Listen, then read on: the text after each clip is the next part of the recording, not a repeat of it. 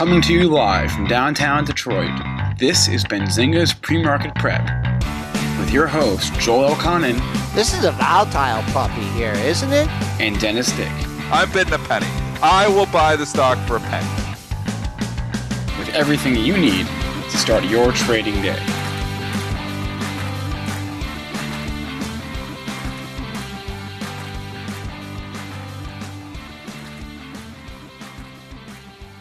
Good morning, traders and investors. Welcome to this Monday morning edition of Benzinga's Pre-Market Prep.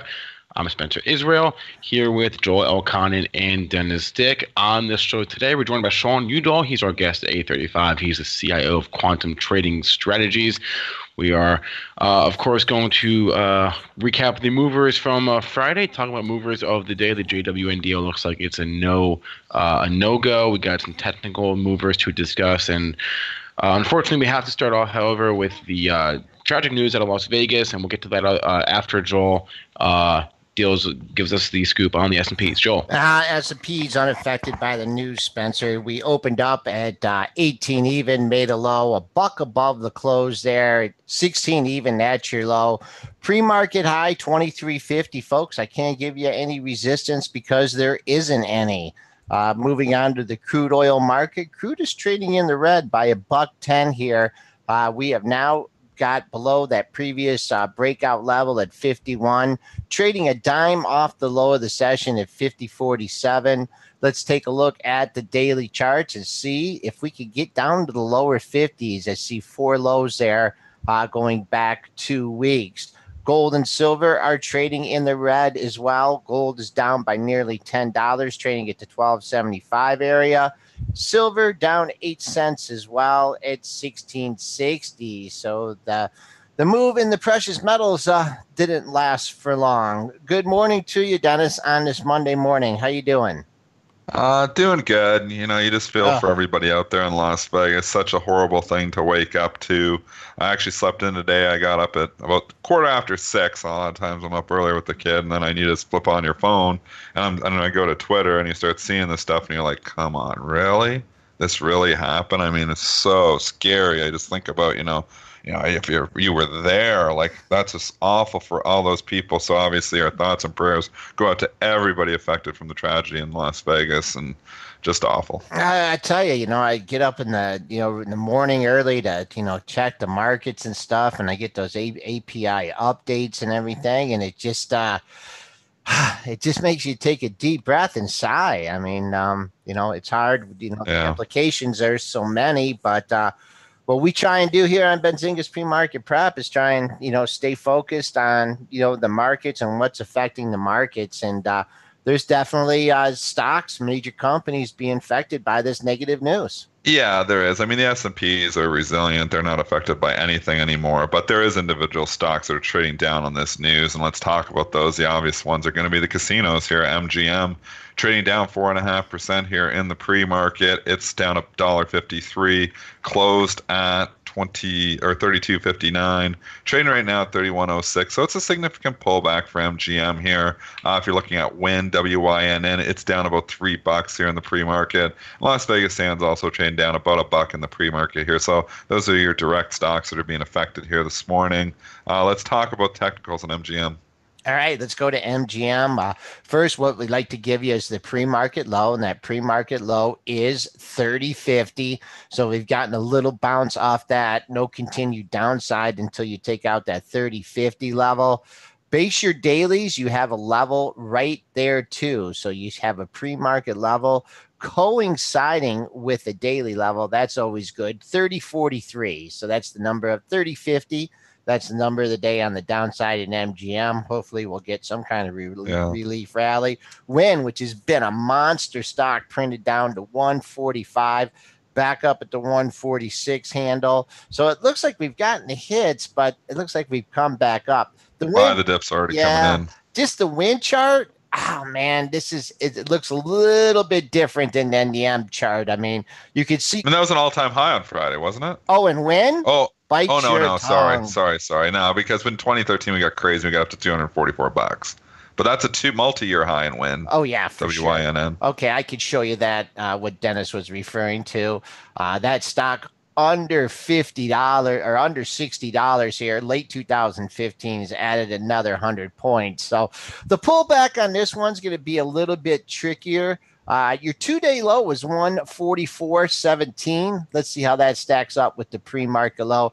Pre-market low, it's 145. So 144.17 if, in fact, we do take out the pre-market low. But looks right now we're getting a little bit of a recovery in these stocks as we speak. That MGM level 30 is just enormous, too. I know you're giving them 30, 50, but I think you got all kinds of support all through the 30 handle, so I would not be surprised if, these things do bounce out of there. I don't think this is going to be something that, it's not like it's a company, event, where, a company missed earnings or something. And will there be people maybe hesitant to go to some of these outdoor events, maybe for a bit, but I don't think this is going to be something that's hopefully not long-term lasting. I don't know, scaring Dennis. people from going to events. Would you be scared to go to, we have that event, and this is what I thought about, there's, and this was a country music event, correct, there in Vegas? Correct. Spencer?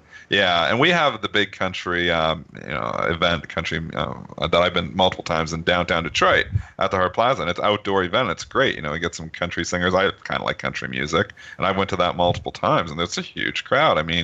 You just, I couldn't imagine, I've never even crossed my mind that something like that could happen. Well, Vegas is kind of the perfect storm, right? Because you have all those people in a concentrated area as well as the massive hotels. I've seen some comments on TV that, they think that this is going to have, an effect on Vegas for a while. But, hopefully, it won't, and things can return to normal. But this is the deadliest attack. This eclipses that attack that was in Orlando. I believe that was last year. So I would say it does appear that as far as development, this one is. The police already got the shooter. There appeared to only be one shooter. And an accomplice, but the police seem to have got him. So I don't know as far as further news developments. I don't know how much there is to the story outside of, of course, as they unfortunately update, the death toll and injury numbers if they have to. We hope they don't. But it seems like this one is mostly out there already as far as news is concerned. Yeah. I just can't imagine. And I just don't understand why the automatic weapons. How do you get... It was basically a machine gun. How do you get... Can you just go and buy automatic weapons? Obviously I'm Canadian there, but I don't get why, you can't get the automatic weapons. Get a ban on those. It's one thing to have a gun. It's another thing to have an automatic weapon. The damage you can do so quickly. Those videos are terrifying. You hear the machine, it's basically a machine gun. It sounds like firing.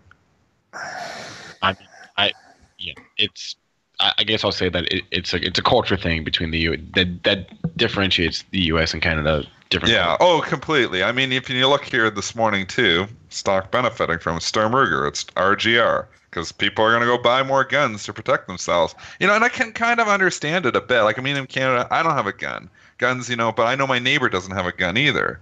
I get it when you're down there, and everybody's got a gun. You feel like you got to have a gun, too, to protect yourself. So I can kind of understand it. I don't know how you get rid of it, though. If you just say, okay, everybody get rid of guns. Well, what if your neighbor doesn't get rid of a gun? Or what if, somebody else doesn't get rid of a gun? So it's almost like you gotta have a gun because you're fearful for your life when you see these events. And that's why, RGR is trading up 3.5% here this morning because they think people are going to go out and buy more guns because they think they need protection. Or is it that?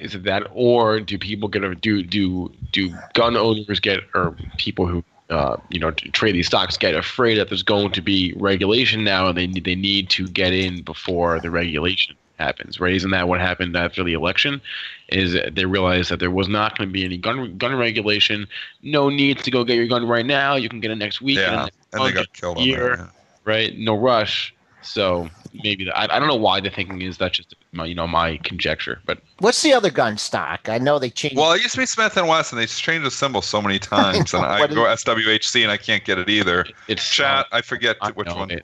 It's the new Smith and Wesson symbol. It's outdoor. ABCO. I think that's it. Oh, that might be it. No, that's not it. It's something like that though. Hang on, I'm grabbing it too. Brentster was Brentster around? I'm sure he knows. You were close, Joel. AOBC. AOBC, that's Drill's dyslexia kicking No, in. I got it. AOBC. I got that. And it's trading up 5% here this morning, too. So not surprising. These are two stocks that are going up on this news because people are going to go out and buy more gas. I can see it. I just one final just comment, and then we can move on from this. The only thing about that is, what good would have gun done you in that situation? Doesn't do you any good. It really doesn't. I mean, even if you have a gun, the people that are attacking you are probably so much more skilled with their gun. You're going to be able to, maybe have a chance of defending yourself. Maybe that's the mentality behind it. But it's crazy. I mean, it's crazy that this stuff happens. It's hard to stop, very hard to stop. And I don't know the solution. I think nobody knows the solution. That's why these things keep happening. So you can say, ban guns across, but the bans just don't happen overnight. And you can't do it. I mean, people, it's very difficult. So anyways, we're not going to be able to solve that problem here today. Not on our show. Let's tell you what's moving. We're giving you the stocks that are moving off of this. The gun makers are up. RGR, AOBC, both trading significantly higher on this terrible event. Jump over. Let's change the subject because this is just awful to talk about and talk about something else. Nordstrom deal. Nordstrom deal doesn't appear to be going to go down here. It's trading down significantly. The pre-market's down 5.6%. New York Post reported that financing looks like it's going to be an issue here. And so I don't know if the deal is dead or if it's still possible here, but JWN is down 5.5%. One thing, and people might be asking, okay, well, the stock went from 40 to 48 on the news of a deal. Now there's no deal in the stocks at 44.5. Shouldn't it go down more?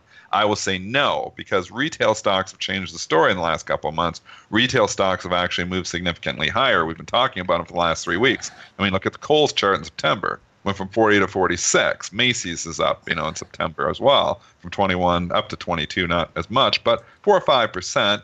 Kohl's is up maybe 15% here. Nordstrom kind of fits right into that. So I would say, if this deal had never even been announced, I'd argue that Nordstrom could possibly be $44 because the lows were around 40, it got up to 48.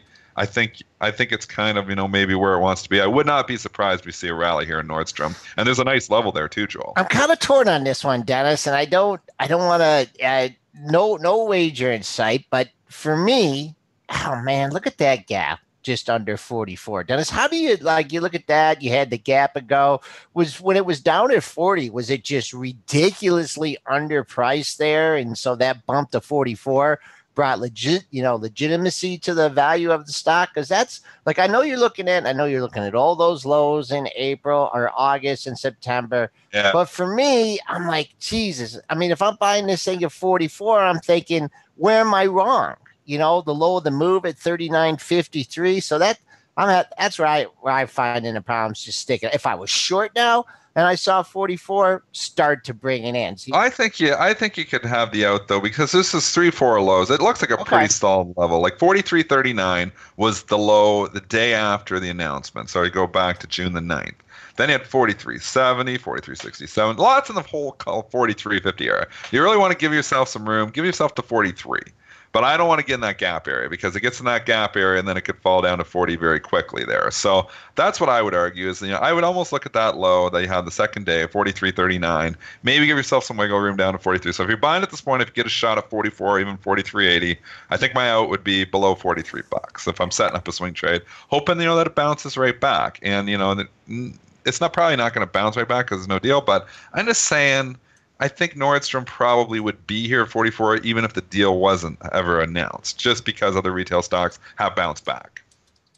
Yeah, since then. And you were talking about Kohl's. Let's just go over these. The big one, Kohl's. I think that was helped by some news and associated with Walmart. That's gone from 36, finding trouble just under 48, but consolidating off the highs. Macy's, who Kramer kind of picked up off the ground at the $20 level, right? You got to give credit where credit is due. That was totally Kramer that picked Macy's out of the gutter. Yeah, that's just hanging out, consolidating at 22. Walmart, I mean, that really shrugged things off. Big level in Walmart, though. It's trying to hold to the $78. A completely different retailer there, but if we're just going through retailers. But there's a big level. I agree with you on the 78 in Walmart. That's going to move along more with, I always think Walmart, Costco, and Costco's come back a long ways from its lows. Targets, kind of come back. They're kind of a different grouping a bit, obviously. So, the major discount retailers, Walmart even move around with their dollar stores a little bit more. These high-end department stores, there's, Macy's, Nordstrom, Dillard's fits right into that description. Dillard's is interesting. There's a big level in that too. I mean, this 55 in Dillard's is held for a long time. DDS. Only thing concerning, it really hasn't bounced with some of the other ones. It had the big run back in July when everybody said, "Oh, Dillard's a real estate plan." They're like, yeah, and then they realized, oh, maybe it's not. and who wants all this mall real estate? And they've had it back down to earth here. But $55, it's been a level of support for a long time. As long as that holds, I guess you got an argument there, DDS. But it's kind of hanging there now. It just hasn't rallied like Kohl's has. I still like Kohl's the best personally too. I've said that even before it rallied. I think out of all of them, they're kind of a discount department store. Like I always actually, when I go to Kohl's, not that I shop a lot. It's all about the discounts in there. You get, everything seems to be on sale. You go to the cash register, you get another 10% off. So it's a little bit different. And then, the Nordstroms and Macy's. And I think it appeals a little bit more just because of the deep discounts that you get with such a savvy shopper out there. And what's just around the corner, Dennis? Here we are, and starting October. What are people, as far as the retailers, what's going to be the big talk, like starting right after Thanksgiving? Yeah. And that is retail season, and you do see often, pre Thanksgiving, pre Black Friday, you do see these stocks sometimes run up. So that's a consideration as well. We're a little bit early yet because we're still, almost 2 months away, a month and 7, 8 weeks away from Black Friday. But it's a consideration for sure.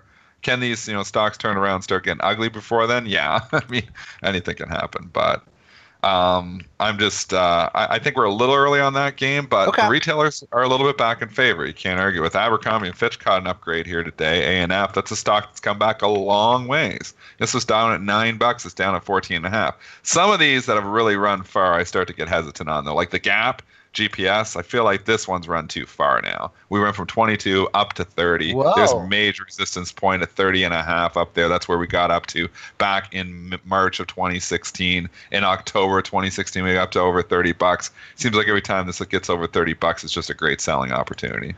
I have not been paying attention to this one, but another thing about the retailers and these stocks just getting the pulp beat out of them is, rumors can surface, right? And I couldn't get exactly who was looking at finish line, but look at that. It goes from $8 to $12 and 1, 2, 3, 4, 5, 6, 7 up days in a row. So if you are trading this finish line, and I don't know who are behind the rumors, you want to see some kind of substantiation behind these rumors because that is a huge gain in just over 7 trading sessions. So it's a big pop. Yeah, now. If you're trading these short or from the short side, you think they're all going to zero because of Amazon. Boom. Just be careful for those takeout rumors. I mean, Al Brands is another one that's come back a long ways here, too. Goldman kind of kickstarted with a positive note, and it's just kind of taken off since then. But a lot of these retailers have shown a lot of life here in the last little while. So it's hard to just get bearish the retailers. It's hard to come in here and sell Nordstrom down $3 because the deal didn't go through because they're showing life now. That's what the argument is. So jumping over here to other stocks that are showing life, and there's a lot of stocks showing life, but I was doing some technicals over the weekend and taking a look. I was looking at the FireEye chart, FEYE, and it's had the big run up. We had the cybersecurity, we had the Equifax stuff issue there, and it had the big run up. It's consolidated and kind of been quiet the last, 6, 7 trading sessions here. But if it could ever get back up over 17, it could be in breakout mode again. So it's an interesting setup. I wouldn't say I'm striking here right now. I'd like to see a close, above that 17.11 high from a couple days ago. But it could get up over 17. It starts to show life again from this little range that we've traded in the last 6 or 7 days. It could make another run. And I believe at 8:35, we're going to have Sean Udall on. And if you guys have as good his memory as me, you remember that this is his stock of the year.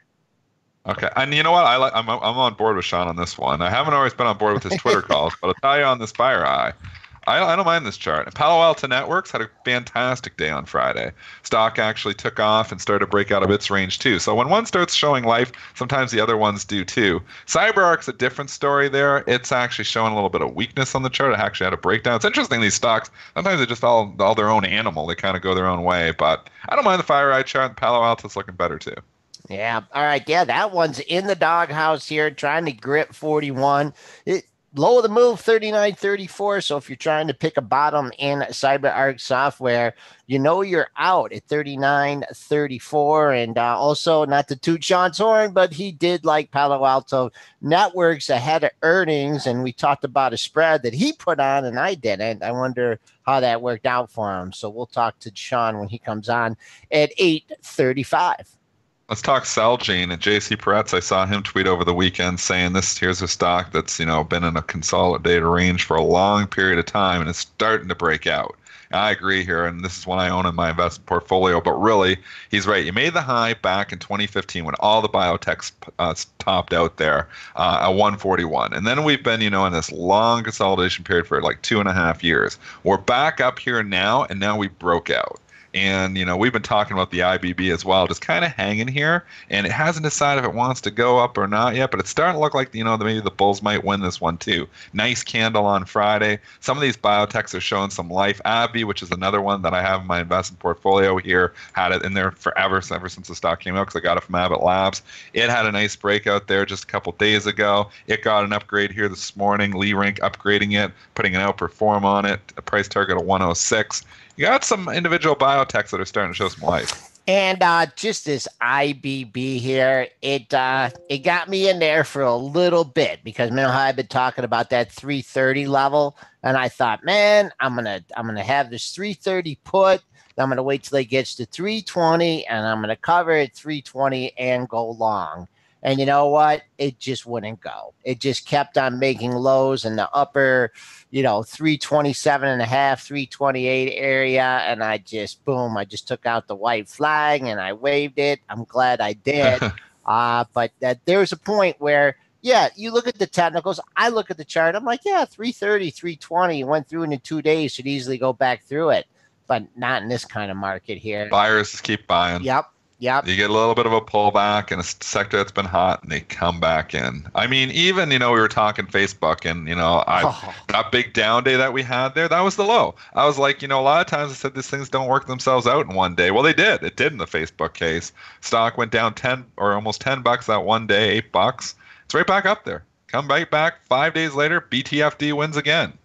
Yeah, it's hard. It's hard. The stocks that are favored out there continue to be favored. I mean, Amazon has been a little bit of a laggard here, but even it's come back here in the last 3 or 4 days.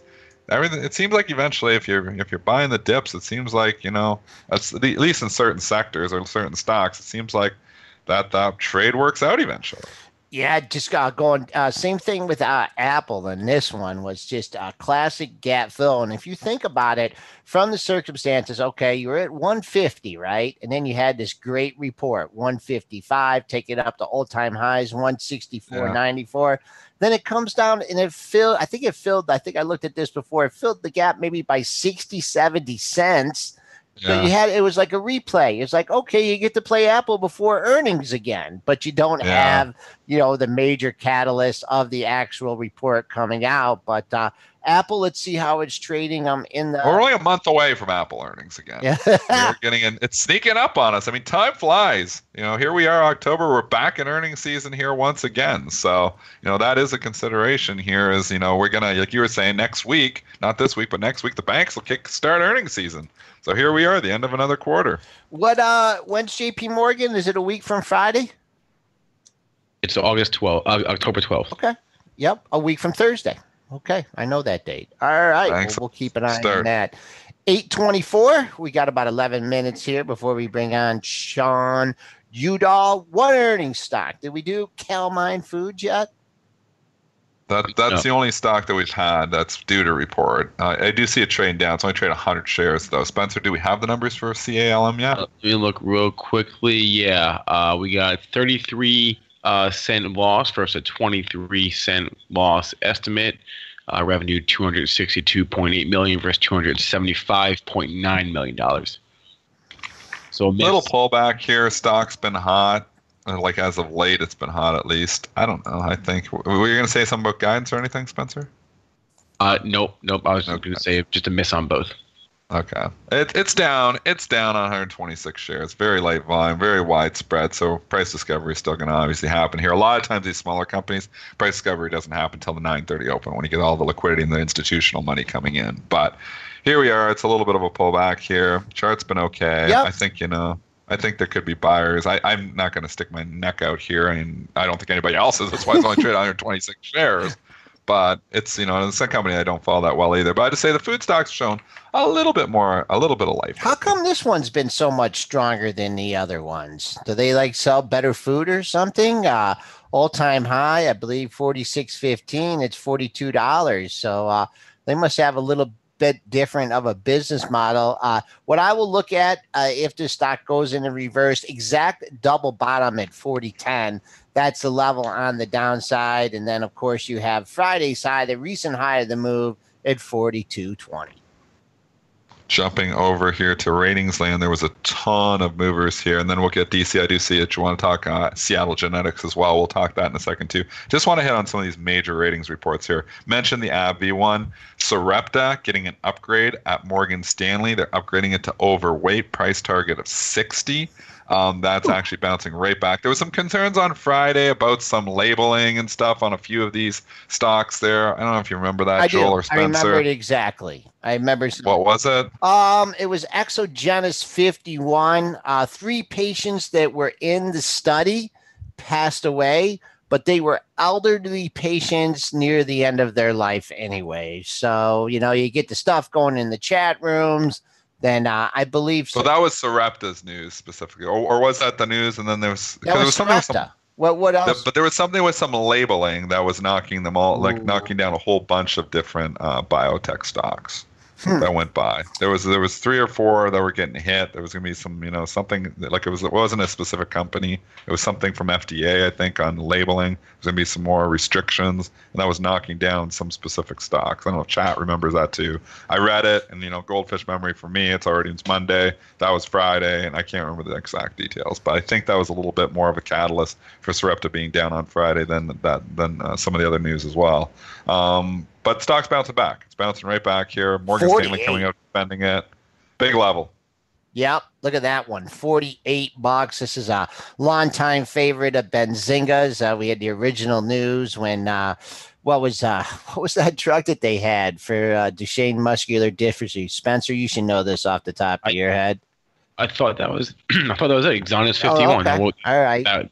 That was it. 48, man. That's the wall. That's the level. We'll see if we can take that out today. Jumping over here to other upgrades, downgrades. Well, we'll stick with Morgan Stanley. So they upgrade Sarepta. They downgrade Bluebird Bio to underweight. Put a price target of 103 on this. So that's a bold call here. Stock's trading down $5.50 on that call in the pre-market there from Morgan Stanley. So they think the stock's going to basically give back its entire run here from the last month. Man, I mean, how can I'm BTFD in this? I don't know, man. Not maybe today, but I think you find buyers below. I owe you one at 103 here. Pre-market low just under 131. 131. Your pre-market low stands at 130.35. Now, when you have a run up like this actually ran more than some of the stocks that were taken over, right, Dennis? We were talking about. They were really running. Yeah. Bluebird and Juno both. This was when Kite, so that was a catalyst to kickstart them when Kite got bought by Gilead. And then you had Bluebird Bio and Juno both blasted off for 3-4 days. And I was like, holy cow, Juno's $30. It's 45 now. It wasn't even the one that was taken over. It was up more than what Kite was up. So I thought it was a little ridiculous. It did pull back, but it's been consolidating for a long time here. Juno again and starting, look like 40 to 45. You start getting above 45, get some closes up there, could go again. Here, this is going the other way. So I would say, where we broke out from maybe is, around that 130, 129 area.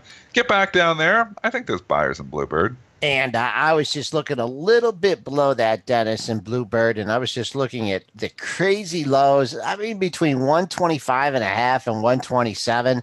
After you had that first bump up from the 102 to 130, you just hung out in that area for a long time. You found buyers 125, 126, 127.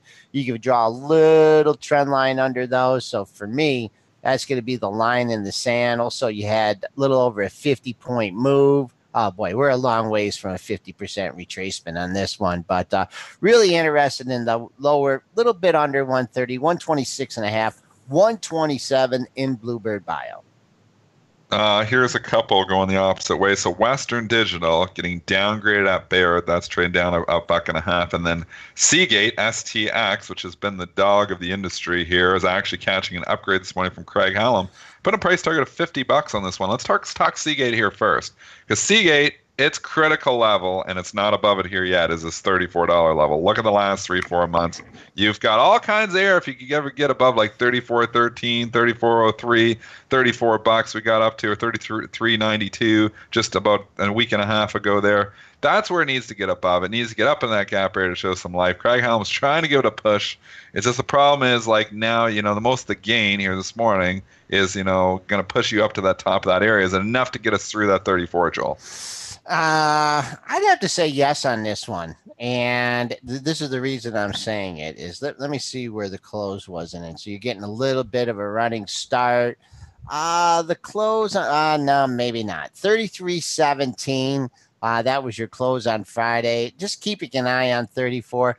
Maybe a bust above it, but I think it'd be more important if it could close above that level and give some confirmation. But man, if you think about the down days that this thing had and how it got ripped, hasn't had a major update. It's had a couple little rallies and stuff, but I'd be careful on this one. If you're shorting this thing, off the hop at 34 and it's not trading 33.80, 33.70 in a heartbeat, I think I wouldn't want to be short above 34.13. Exactly. That'd be in breakout mode. Yep. I think it tests that area. Let's see how the test does here today. So it can break out. That's interesting too. It's a long consolidation period. Still got the hell of a dividend on this, 7.6%. The dividend's been incredible for a long time. And you bought Western Digital because of that dividend back in the day. And that was a great call by you. Do you ever think about dibbling in Seagate, or is this one just too much of a dog? I've been thinking so much about getting rid of this Western Digital. I'm just keep thinking. Downgraded today at Baird. It's a stock that hasn't been going higher here for about, really 2017. It really hasn't done much in 2017. Had the big run up the years before that, though. It's been an impressive mover. It could just be the pause, Joel. Like stocks don't go straight up, so sometimes they need to take a breather, even for a year or two. In some cases, like Celgene, before they start going higher again. I don't know. It's all held up well. I pulled a Dennis here. I said I'm gonna get out if it gets under 80. And then you had that dip under 80. And I said, you know what? I'm going to wait a couple days because you do that. You're like, oh, if this gets here, I'm going to get it out. And then I waited a couple days and it got to 90. Long consolidation. It seems like the 90s, just people hate this thing every time it gets in the 90s besides that run. So it's been in the trading range. I'll wait for it to resolve the trading range. Once again, I'll look at that $80 level. If it breaks below there, I'm out. Above 90, it would have me comfort in keeping it. But you just don't like to see something get this close to triple digits and then just not bust through into triple digits. DC wants to talk about Seattle Genetics, SGEN. I think there must be news on this one. It's up 7% here this morning. This is a full breakout. Technically speaking, 55 was your level. It broke out, so you're not going to get a chance really to play it through that because it looks like it's already trading up here at 57.50. Spencer, do we got the headline here? What's driving Seattle Genetics? Was it a trial or something this morning? They've received an FDA breakthrough therapy designation for one of their drugs that treats advanced Hodgkin lymphoma.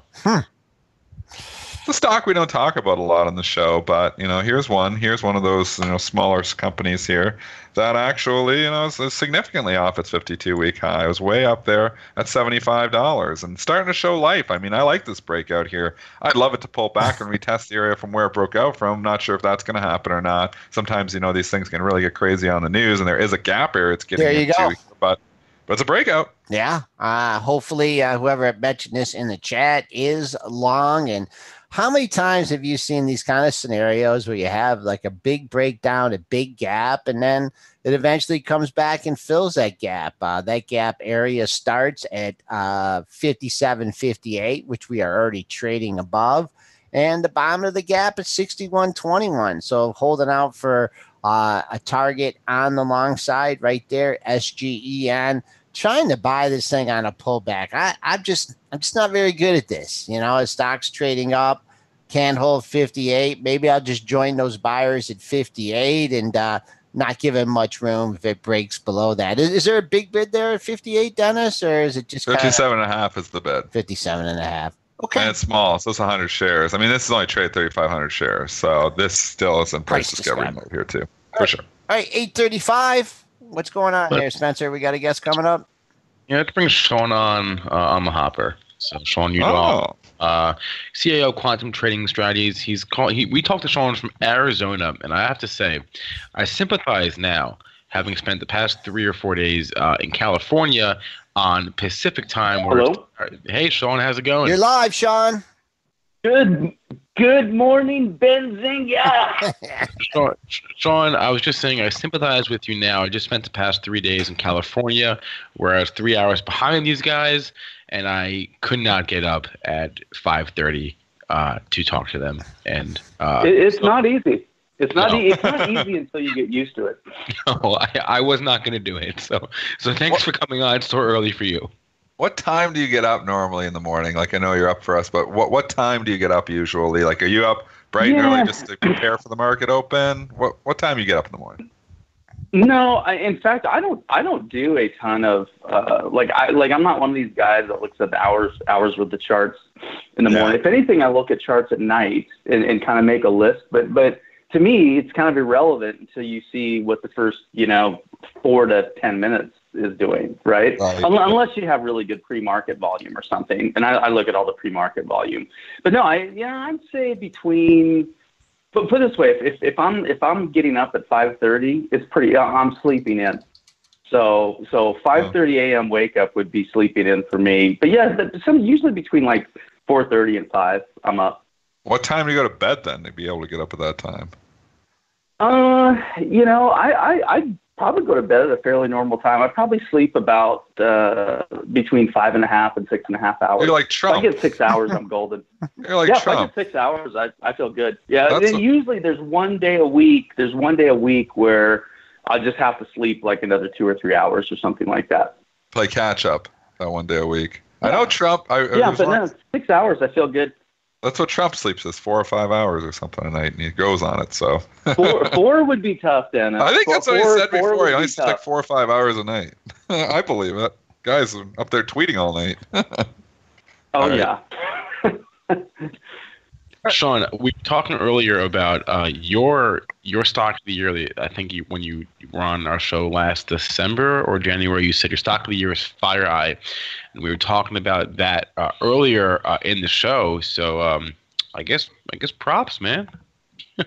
It's been good. Well, I mean, it's been honestly, FireEye is probably given what I thought it was going to do.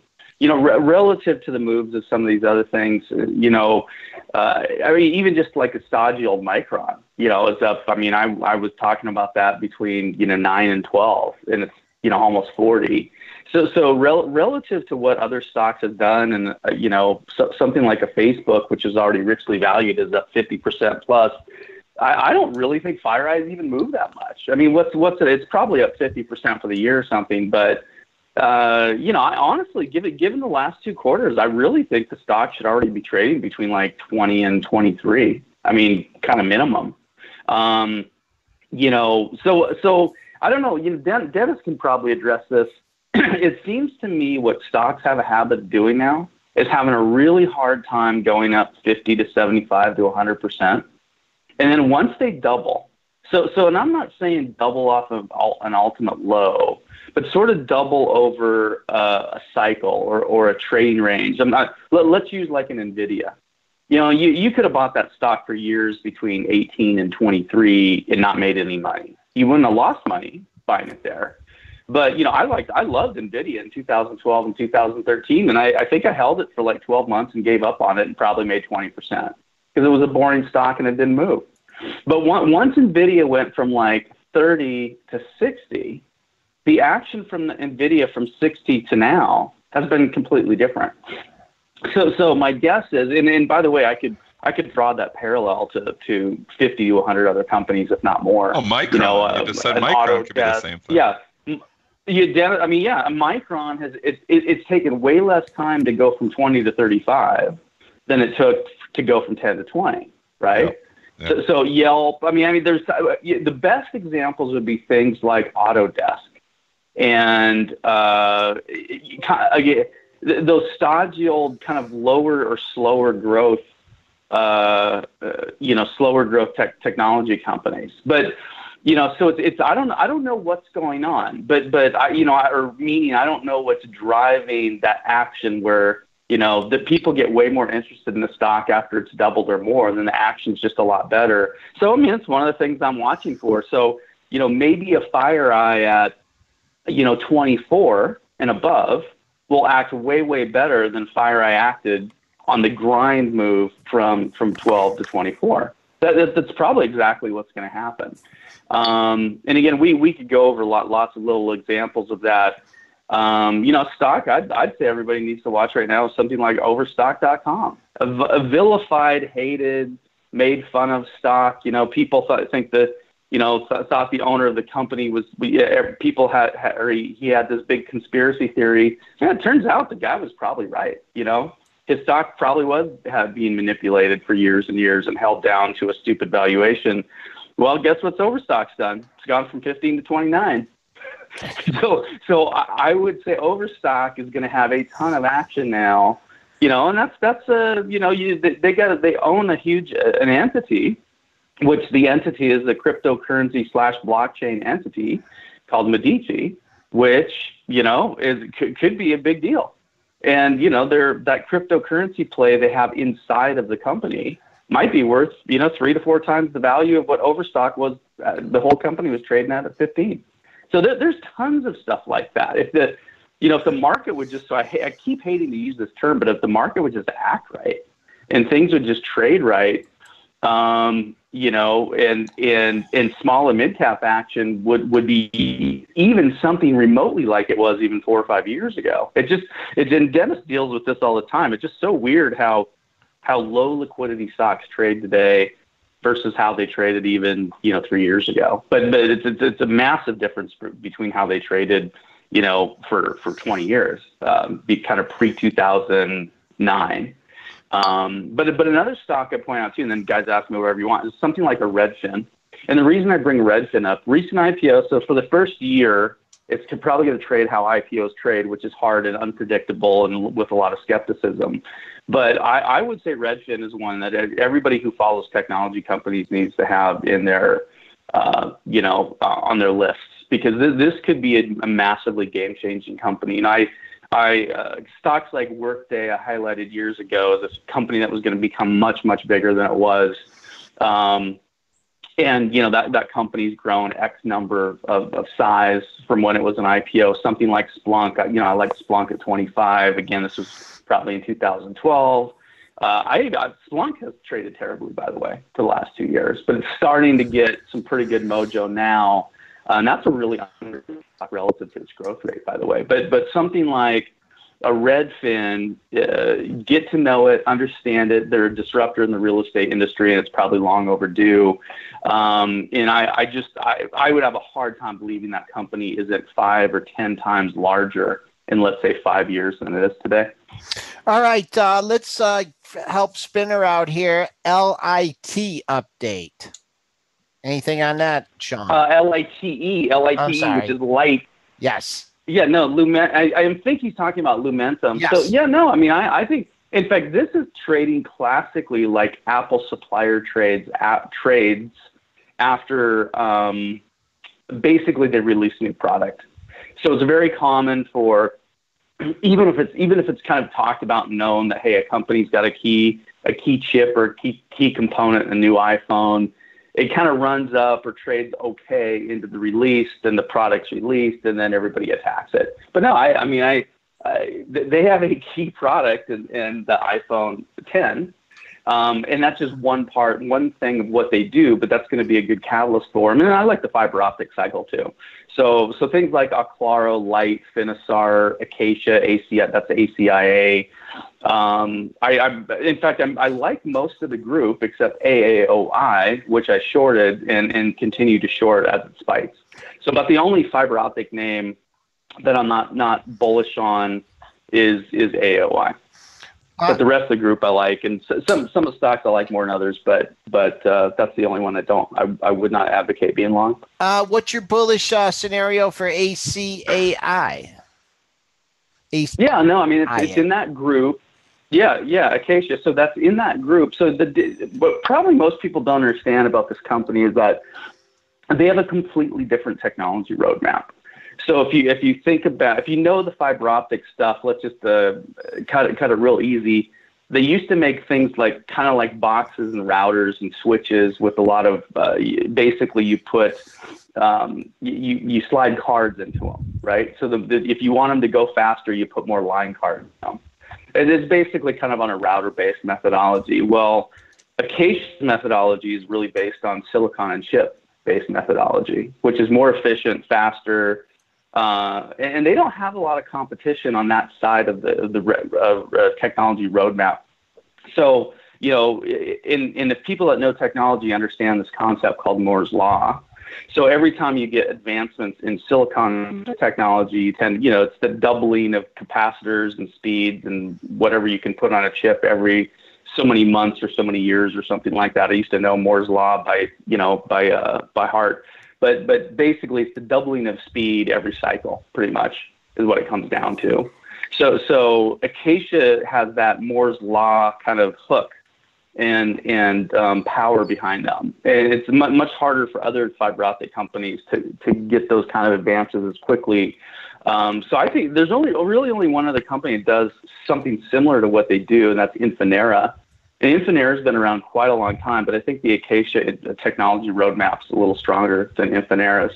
But no, it's the same thing. They just finally had an okay quarter. I think Acacia is going to act a lot like Micron, where it takes 2 or 3 quarters. The people kind of were doubters. Then they get more comfortable. The company's not going to miss. Then the earnings report, the beats get bigger. And they, it just as the company moves into a stronger cycle, the beats get better. The analyst estimates raise numbers, raise targets. Again, this is a company analysts pretty much don't like it here. They'll probably love it at $75. So you'll probably have 3/4 of the guys will move the buy ratings as the company goes back to $75, $80. I mean, it's pretty typical. How many analysts like Micron at 10 to 12? Probably 1/3 or less of the analyst community. There's probably hard to find a sell rating on Micron now at $30, $38. That's a total strategy we talk about on the show all the time. We have an acronym even for it, ACP, Analyst Chase Price. And when you see a big move there you go. It's hard for the stock to come back down because you have so many analysts upgrading it every other day because they got to play catch up. So it's funny, and maybe that's why these things take so long. But when they do break out, they continue to go because they're driven by analysts playing catch up with it. Until there's a negative catalyst that forces people to cause change, right? That's typically what happens. Yeah, Ace saying same thing. AMD. I mean, everybody hated AMD down at $2-3, and now everybody's kind of jumping on the bandwagon here. So, what are your thoughts? I don't know if we've asked you on AMD. What are your thoughts on Applied Micro Devices? That's one stock I should have been on at cheaper levels because I thought it was all the way up to 4, 5, 5, 6. I thought it was pretty darn undervalued. Didn't really do much on it, but my only trades in AMD have actually been on the short side. So I kind of think AMD is just a lot like Nvidia. So I keep shorting it with actually decent success because I only ever short these things kind of into crazy spike moves. And then I typically don't stay in the shorts very long. I'd like to stay in the shorts for 18 months, but if you're going to make money, you got to kind of take the gains when they come. So I think I've shorted AMD decently, like 3 or 4 times this year. I don't know though. Right now, they've got some new products coming out. I'm less interested in shorting them now than I was at the start of this year. So it'd probably take a higher price or a bigger spike move in AMD to get me to short them now than it did before. I was very eager to short them between $12.50 and $14.50 for most of this year. And at this point, though, I kind of see some stuff coming that maybe that's not such a good idea. Some new chip technology and some other things. If I'm going to short that group or that thesis, I'd rather short NVIDIA. All right, real quick, Sean, gotta ask you real quick from the chat. Any comments on TiVo? TIVO. I mean, with Roku coming out, different technologies. Any thoughts on TiVo? TIVO. Well, my first thought was I was not exactly even sure that they were still. I thought somebody bought them, so that shows you. So I used to, I want to say in 05, 06, 08, so somewhere around then, I knew that company really well. I haven't dusted off any TiVo numbers for at least 3 to 4 years. So honestly, I don't really know that much about them. Okay. I mean, I know what they do, but I kind of thought somebody bought them. Maybe somebody bought a stake in them or something. So I don't know. I mean, Roku had, I was kind of on a vacation last week, and damn it, I should have been paying more attention to IPO count, because the Roku trade was a very classically easy IPO trade, by the way. Why was this done? How come?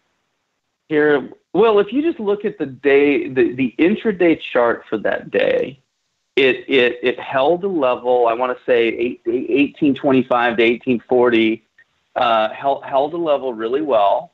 Didn't really do much. Didn't really go down much. Here, I'm pulling up my 15-minute chart right now.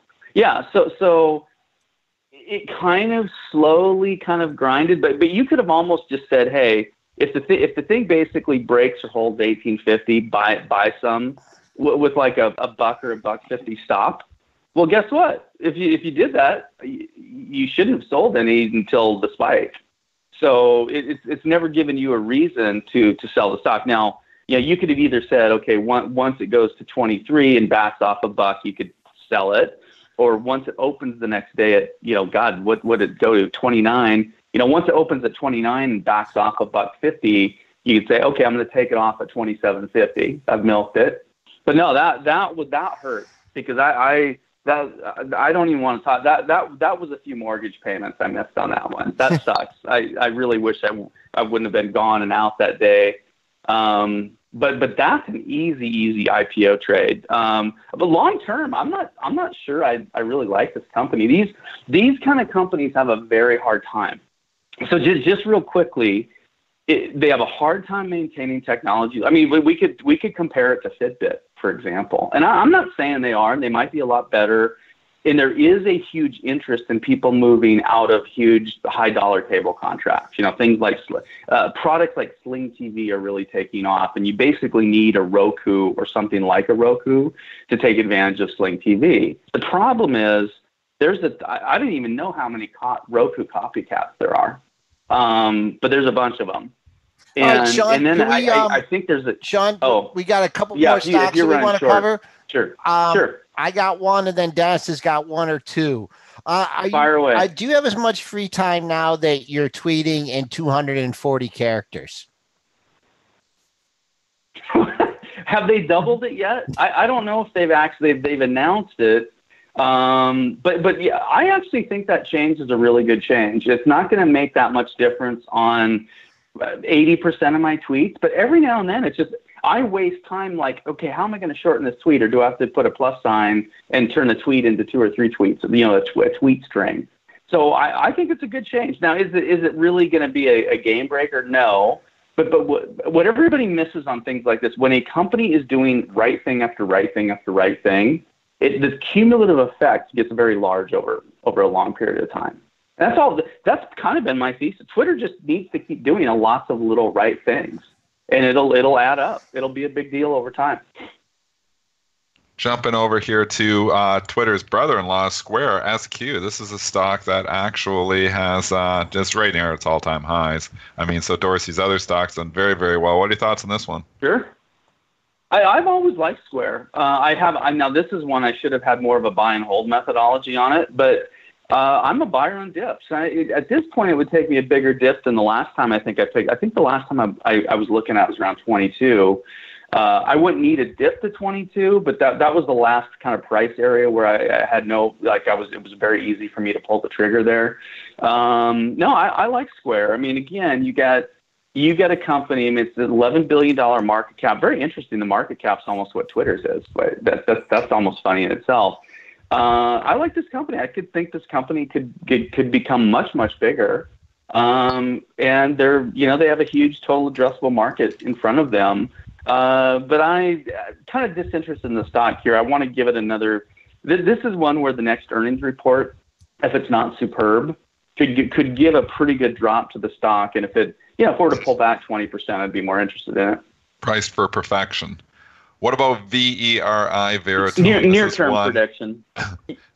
This Veritone little, thing has went crazy in the last month. The stocks went from 15. So it was a Barron's article to kickstart it back in the middle of August. It's never looked back since. Got all the way up to the 70s, and then Citron, the bubble burster, Andrew Left, came out with a tweet saying it was worth $20. Stock got annihilated. Got defended last week. I forget the analyst coming out and defending it, but they actually said that the stock could go to 60. And here we are at $48 here now. Do you have any thoughts, or do you follow this company at all? VERI. Not other than knowing kind of. I mean, I looked. I think they do something like $8 million a quarter in revenue or something. But I know what they do. It's what is AI. It exactly that they do? Tell the listeners, because a lot of people don't understand. My understanding is that they basically make software for AI, artificial intelligence. Yeah. So here's the thing I'll say about it. First of all, you got tons and tons of really pervasively great software that you use for AI, like Splunk, okay, like maybe the New Relic, like T-Land. I mean, there's already a really good suite of companies that do big data analysis and AI work. So is this very going to do something amazingly different than what something like Splunk's not already doing? First of all, I doubt it. Secondly, it looks like every year we kind of see one of these. I'm trying to remember the ticker. I can't remember off the top of my head, but there was a company that got a contract with Dell. This was a few years ago. Stock went from 5 to 50. There was basically nothing to borrow to short. Then all of a sudden they release some shares to short, and the stock goes back to 5. I mean, every year you kind of get one of these low float runners. But I mean, AI is very real, and a lot of NVIDIA's move has been based on AI. And what I'll say, what's interesting, if Twitter could ever get into the AI camp, there's the stock catalyst for Twitter, because what does everybody use for AI for real time? Twitter. What are your Sean? Is there any other plays like just because you're talking AI, AR? Is there any other plays here that you like? That are direct plays on AI? Splunk is definitely one. I mean, the one that's gotten the most press, which actually, NVIDIA does AI, but it's on the hardware side. It's on the software side has much higher margins, much more durable long term. So basically, you pull up Splunk, you pull up New Relic, that's NEWR, and you could just kind of look at that pure group of companies. I mean, you could say IBM's trying to do AI, and they do, but it's a very small percent of their total revenues, right? CRM has an AI platform called Einstein or something like that. So you have very, very large companies. So the three I would say to kind of look at, I mean, I still like Splunk, and this is one of the reasons I've always liked Splunk. Another company would be, in this space would be New Relic. Another company would be, the ticker symbol it's T-Land, it's TLND. And there's one I'm missing, and it's escaping me. Oh, AYX. I don't. It's a weird name, but AYX is a data analytics / AI. Basically, any company that's in the data analytics space is probably an AI play. What is that? Alteryx or something like that. AYX. AYX. Yeah, AYX. Now this is one I'm actually watching and trading currently, because they just had their IPO lockup. So I kind of like how this sets up. It's had a decent little pullback off of highs, but nothing shocking. So there's a number of companies in this space, but here's the one I was missing. This is the one I'm up 70% on this year. It's Hortonworks, HDP. So HTTP is very, very nice. Cloudera is in this space, right? So any software utility that basically helps you analyze, process massive amounts of data and do it very, very quickly, there you go. But yeah, Hortonworks and Cloudera are interesting too.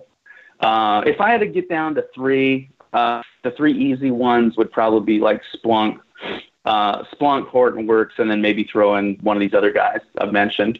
Some people would say Data, which is Tableau Software, is another name that's done very well this year off of going from loved to hated. I don't really view them as a classic AI play though, because that's more of a data visualization company. So they're not doing as much of the hardcore number crunching analysis that most of those other software tools do. But if you need to be able to interpret and then model it and work with the data that your AI software is generating, the chances are you might have Tableau software in your company too. So there's a bunch of companies out there, and there's a bunch of really good companies. That's what's funny. So it's like I kind of doubt Very is going to beat all these guys I've just named at being better than they are. So again, it's just a class. My guess is there was a limited float. Somebody floated a story. It got hot. You know, who knows why these things get hot and go nuts. I mean, what did there was one of those dry shipper. What'd that thing do like a year or two ago? Didn't it go from like $5 to 100? We're banned from talking about dry ships on the show, Sean. Yeah, I mean the movie. I made the rule. We can't mention dry ships on the show. Yep, there you go. All right, Sean Udall, he's the CIO of Quantum Trading Strategies. He's on Twitter at Udall Tech Strat. Sean with us for like 25 minutes. That's a record.